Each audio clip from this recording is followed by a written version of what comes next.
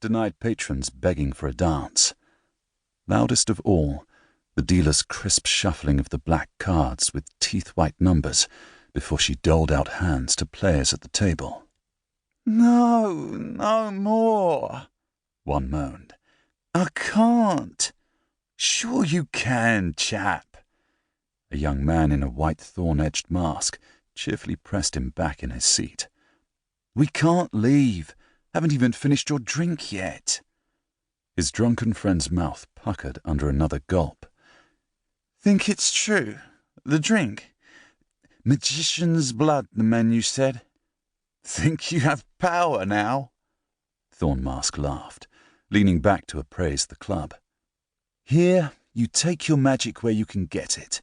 You wear a mask, you flip a card, smoke a memory, or you look up at her."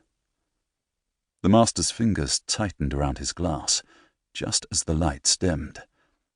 Dancers cleared the floor under the hush of music, shifting from smooth, steady beats to a racing rhythm loud as thunderous applause. Right on cue. The band's worth of instruments he'd charmed for the night started up a wild entry tune of drums, the thick trill of trumpets. Chatter ceased and backs straightened as a beam of light speared toward the ceiling. A panel slid open over the dance floor, and the chandelier descended. Strings of crystals dangled along tiered rims of rose gold, cutting sharply into a jewel-set swing where a masked showgirl sat. A throne of glittering jewels, casting luminous lace across the walls and the ground, and the audience taking her in. Her brown skin glowed against her corset, red as her gem-studded mask. Arms stretched out, she crossed and extended her legs in smooth lines all the way down until her heels touched the lacquered black dance floor. With the hint of a smile, she rose from her throne and stalked forward, thrusting a hand up with a snap. Darkness engulfed the room. Hoots and hollers rang at the drop of the beat before a glimmer of her form reappeared in the shadows. The room pulsed at her command, matching the spike of heartbeats the master sensed throughout the club. The smirk on his lips mirrored the girl's as she arched her back to the raw stretch of the melody. She thrived under the attention, like a wildflower under the sun, a star finding the night. His star.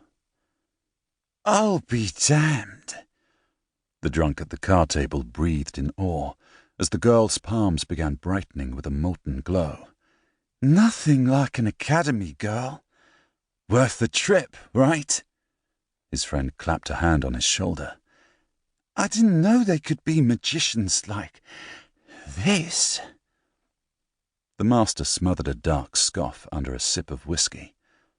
The girl showed off good tricks, improvised and bettered from his basic crowd-pleasers, treating the ceiling like a sky and showering comets from it, casting an elaborate shadow show of dancing shades over the floor, shifting every candlelight in the room to different colors to the beat of the music.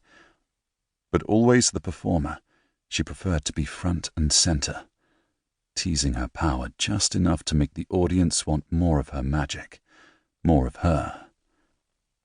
He wet his lips as flames shot from her hands, arcing over her head and around her body. The fire's melody bent to her every movement, and she gave everything to it. If she wasn't careful, she'd overexert herself like she did most nights, never knowing when to stop, how to pull back. Careful never was her strongest suit. Sparks fell before her, sizzling on the ground. Unafraid, she sauntered down her stage of flames with slow swaying hips and a firelit smile. "Magicians like this are best kept a secret," Thornmask went on. "And besides, the work is far too scandalous for a lady. Only clubs will take them." "What a shame. Imagine going up against the likes of her at the competition." The master paused, drawing his gaze back to his glass. "Not this again. That flyer was a joke." Thornmask slapped the table with a groaning laugh. "A prank."